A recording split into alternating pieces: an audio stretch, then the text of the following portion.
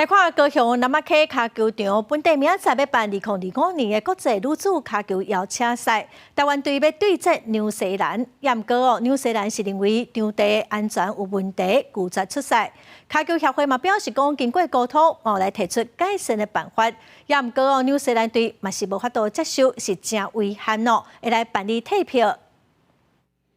顶头出现一块宝贵草地，中华女子骹球队和纽西兰的国际邀请赛，本地车杯要伫咧高雄南马溪骹球场举办，却因为纽西兰队勘察场地了后，认为无够安全，决定无要参加。草皮是我们都有一直在这么做，然后我也有看到他们人，我只能这样子讲，怎么样我也不知道。2022年11月启用高雄南马溪骹球场，工作人员表示，草场拢有定期的整理。不过骹球协会真正的秘书长表示，球场的平整度和草啊砍无够密，真有可能是过度 使用也未恢复，认为是骹球协会过失。你2月份就知道要办比赛，这中间其实你在对场地的养护要求上，其实足协是有这部分的专业跟责任在的。他一直到3月下旬都还让男足在上面练球，场地被破坏以后，他又没有要求场地的管理单位去做符合国际赛规格的保养。 真无简单，伫国内举办友谊赛，却因为场地安全纪录来取消，引起外界质疑。事实上，国内符合国际比赛标准场地，敢若国家体育场、台北电竞场。